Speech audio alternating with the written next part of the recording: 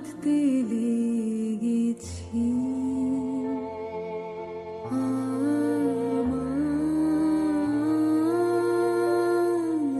মনের ভিতরে খেলা ঘর বাঁধতে লেগেছি।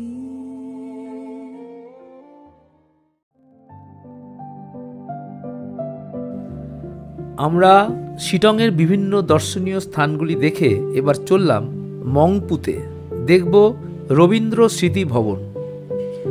শিটং থেকে মংপুর দূরত্ব 32 কিলোমিটার। মংপুর খ্যাতি আছে সিংকোনা চাষ, কুইনাইন ফ্যাক্টরি এবং রবীন্দ্রনাথ ঠাকুরের স্মৃতি বিজড়িত রবীন্দ্র মিউজিয়ামের জন্য।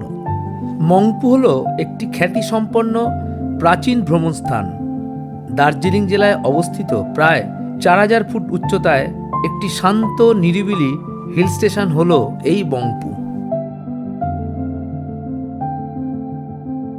চারিদিকে সবুজে ঘেরা পাহাড়ের মাঝখানে অবস্থিত এই মংপু হিল স্টেশনটি দার্জিলিং শহর থেকে 32 কিলোমিটার দূরে এবং শিলিগুড়ি শহর থেকে 52 কিলোমিটার দূরে হল Mungpoo hill station. New Jalpaiguri station থেকে শিলিগুড়ি হয়ে সড়ক পথে খুব ভালো যোগাযোগ রয়েছে এই মংপুর। এছাড়া গ্যাংটকের সঙ্গেও ভালো বাস যোগাযোগ আছে মংপুর। আমরা ঘন্টা দুয়েক জার্নি করে চলে এলাম মংপুতে। চলে এলাম রবীন্দ্র ভবনের প্রধান তোরণের সামনে।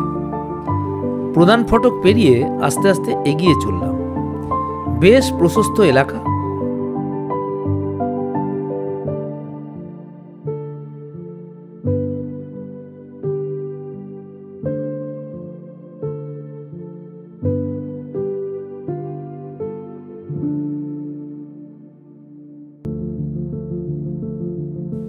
কিছুটা এগিয়ে টিকিট কাউন্টার।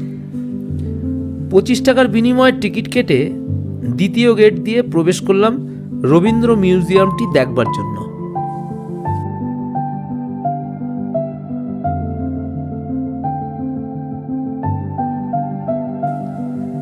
সামনেই নজরে পড়ল সেই বিখ্যাত প্রাচীন বাংলো বাড়িটি, যে বাংলোটি বিখ্যাত লেখিকা মৈত্রেয়ী দেবীর স্বামী শ্রী মনমোহন সেনের বাড়ি, যিনি ছিলেন মংপুর কুইনাইন কারখানার একজন ডিরেক্টর। এই বাংলোটিতে রবীন্দ্রনাথ ঠাকুর প্রথম বেড়াতে এসেছিলেন 1938 সালের 21শে মে, ছিলেন 9 জুন পর্যন্ত। এরপর 1939 সালে এসেছিলেন দ্বিতীয়বার ও শেষবার এসেছিলেন 1940 সালের 21শে এপ্রিল। সেই বছর তার জন্মদিন এই বাড়িতেই পালন করা হয়েছিল।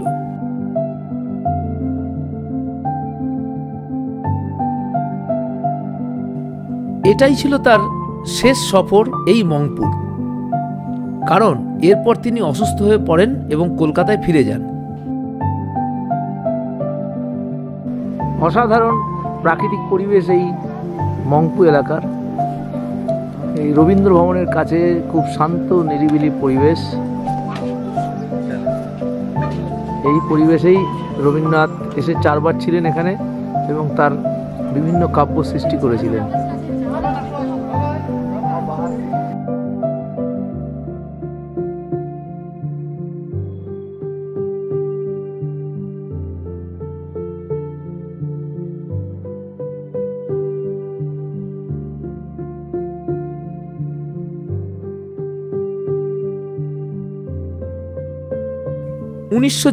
সালে এই বাড়িটি রবীন্দ্র স্মৃতি ভবনে রূপান্তরিত করা হয়। পরে 2009 সালে ভবনটি রবীন্দ্র জাদুঘরে রূপান্তরিত হয়।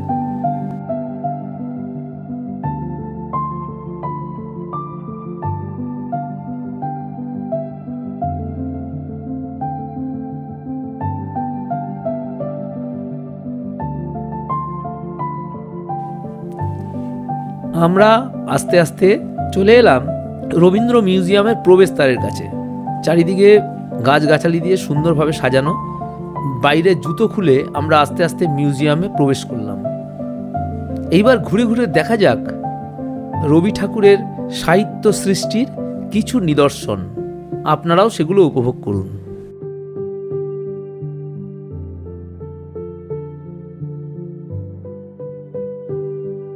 বিখ্যাত উপন্যাস ন হন্যতের লেখিকা মৈত্রেয়ী দেবী ছিলেন রবি ঠাকুরের খুব স্নেহের পাত্রী। তার অনুরোধেই রবি ঠাকুর বারবার এসেছিলেন এই মংপুতে। অবশ্য তার নিজেরও এই জায়গাটি খুব ভালো লেগে যায়। তার সাহিত্য সৃষ্টির জন্য খুবই উপযোগী স্থান হওয়ায় তিনি বারবার মংপুতে চলে আসতেন।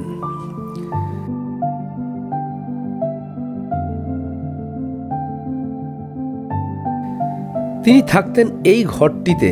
এখান থেকে দেখা যেত সামনের উন্মুক্ত প্রকৃতিকে।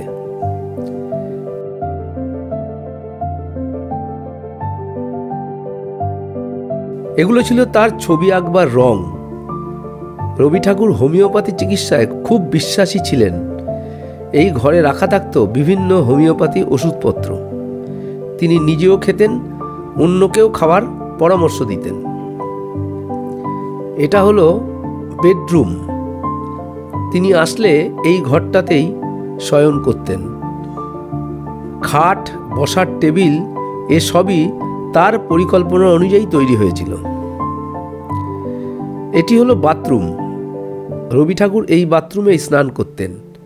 এখানে দুটি চেম্বারে, একটিতে গরম জল আর একটিতে ঠান্ডা জল থাকত এবং পাইপ দিয়ে একসঙ্গে মিশে সেই জলটা বেরোতো। এটি হলো মৈত্রী দেবীর সঙ্গে রবি ঠাকুরের তোলা ছবি। ভালোবাসি। এটা ছিল ডাইনিং হল, এখন আর্ট গ্যালারিতে রূপান্তরিত হয়েছে। ভালোবাসি, ভালোবাসি,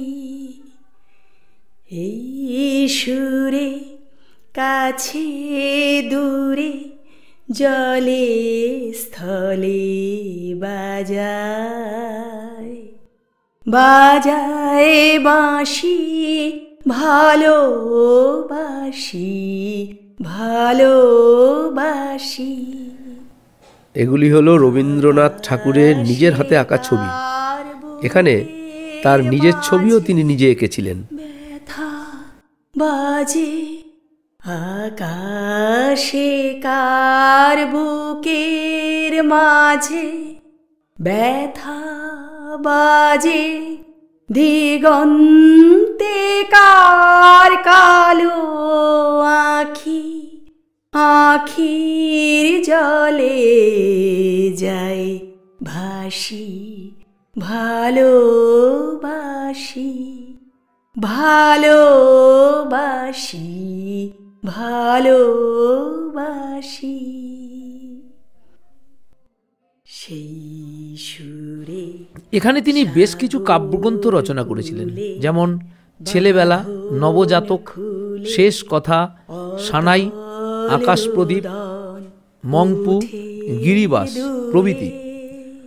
সেই সুরে সাগর কুলে বাঁধন খুলে অতল রোদন উঠে দুলে, সেই সুরে বাজে মনে অকারণে ভুলে যাওয়া গানের বাণী, ভোলা দিনের কাঁদন, কাঁদন হাসি, ভালোবাসি, ভালোবাসি, ভালোবাসি, ভালোবাসি।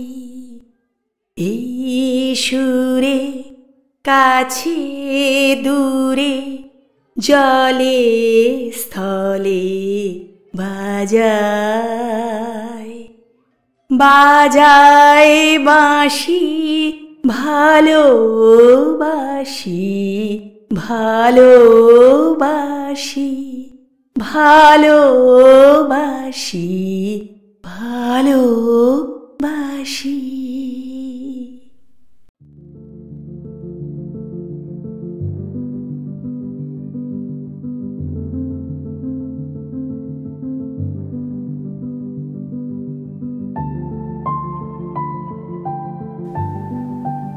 মংপুতে এলে থাকবার জন্য রয়েছে বেশ কিছু হোটেল ও হোমস্টে। রবীন্দ্র ভবনের ঠিক গেটের আগেই রয়েছে একটি ট্রি হাউস।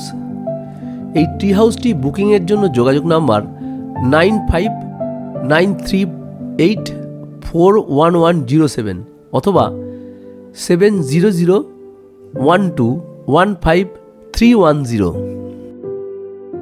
এছাড়া রয়েছে মংপু হোমস্টে, যোগাযোগ number 09733043036।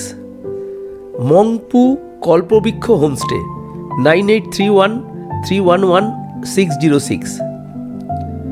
Mungpoo retreat farm stay 09832078728।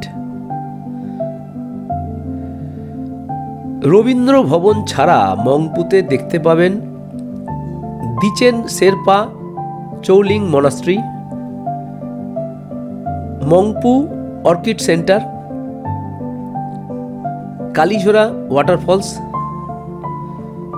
Mungpoo view point, Mungpoo cinchona plantation ও লাবডা সার্বজনীন গুম্ফা।